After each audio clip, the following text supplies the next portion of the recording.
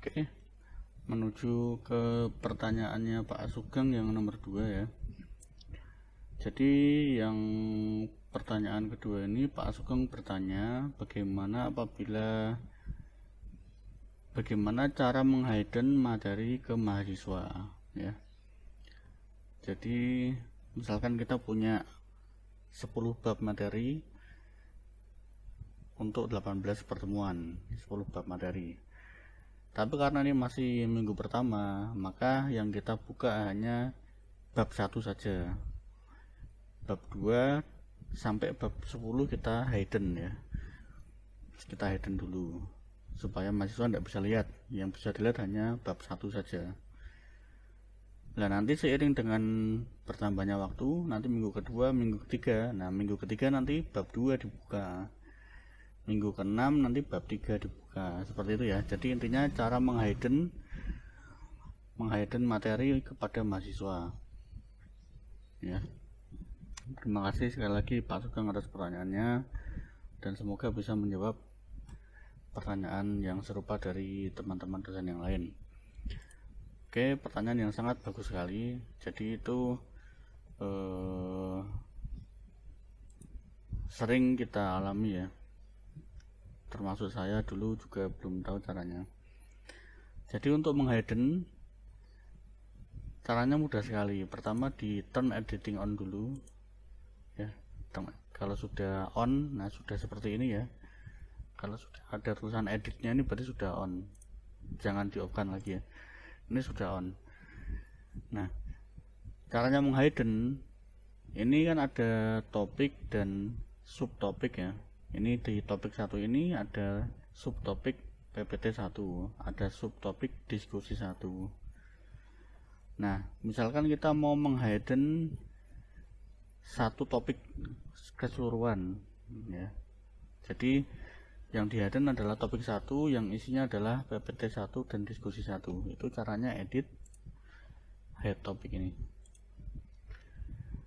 Nanti secara otomatis topik 1 yang berisi PPT 1 dan diskusi 1 itu tidak bisa dilihat oleh mahasiswa ya. Nah, ini ada tulisannya hidden from student. Jadi mahasiswa tidak bisa melihat topik 1 yang isinya adalah PPT 1 dan diskusi 1. Ya, misalkan jadi mahasiswa hanya bisa melihat selamat datang ini. Topik 1 dia tidak bisa lihat, topik 2 dia bisa lihat. Nah, ini bisa dilihat. Kenapa? Karena ini belum kita hidden. Kalau mau kita hidden tinggal kita hide lagi. Nah, kalau seperti ini berarti mahasiswa tidak bisa melihat topik 1 dan juga mahasiswa tidak bisa melihat topik 2. Yang bisa dilihat hanya topik ketiga, yaitu induktansi dan selamat datang ini ya. Ya, misalkan topik 3 juga kita hide ya. Kita hide semua. Sehingga yang bisa dilihat mahasiswa hanya selamat datang saja ya. Nah, kalau seperti ini berarti yang bisa dilihat mahasiswa hanya selamat datang saja ini ya. Topik 1 di hide ke mahasiswa, topik 2 juga di hide, topik 3 juga di hide ya, tidak bisa dilihat oleh mahasiswa. Ya, itu caranya adalah seperti itu, dengan cara mengetik edit hide topik. Nah, kalau mengaktifkannya lagi tinggal di edit show topik gitu ya. Nah, sekarang timbul pertanyaan, lah bagaimana kalau topik 1 ini mau kita tampilkan ke mahasiswa tapi hanya PPT-nya saja itu ya. Misalkan PPT-nya saja, diskusinya jangan dulu ya. Jadi topik 1 ini kan isinya adalah PPT dan diskusi. Nah, PPT-nya mau saya tampilkan tapi diskusinya mau saya hidden. Diskusinya nanti mungkin habis kuliah baru saya on kan gitu ya. Tapi PPT-nya saya biarkan mahasiswa bisa melihat. Ini topik 1 ini sudah saya unhidden, jadi bisa dilihat oleh mahasiswa. Hanya saja saya mau menghide yang diskusinya saja. Caranya mudah, tinggal di edit lagi, kemudian di hide gini. Ya, saya ulangi lagi, di edit, kemudian di hide.